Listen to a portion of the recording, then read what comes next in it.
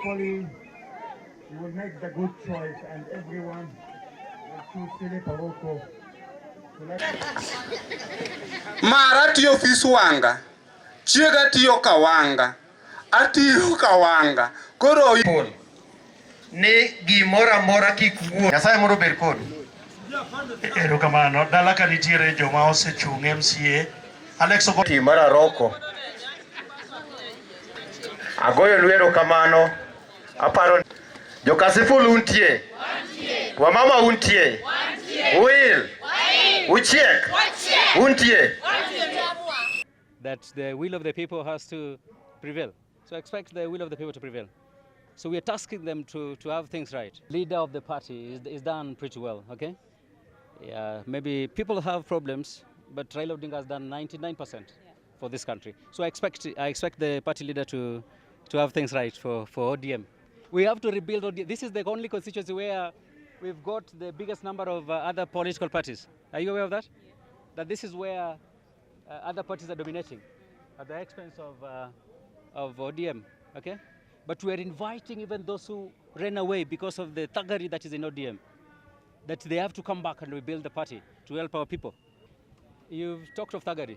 Bro, that thing is real. I experience it, okay? So it's real. So people have to gear towards peaceful coexistence and sensitive and sensible politics, that I don't look at you as my enemy. If you oppose me, then I need to understand why you are opposing me, not try to hit you or try to make something miserable for you. So we are going to change it, bro. I guarantee you. Given an opportunity, 100%, that you have to put our people together. ODM, Sifuna is Raila, okay? So is the SG for Raila Amolo Odinga, the leader of the party.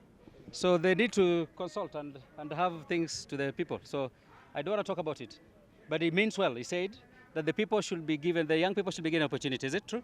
That's what he said. Yeah, so I also advocate for the young people to get an opportunity. Yes, yeah, so that the older people consult for us. Right. We have to go to the street for sensible things. Okay, yes. I'm not saying that they have gone for nonsensible, but we have to look at where we want to go. Okay, we cannot build this country through violence.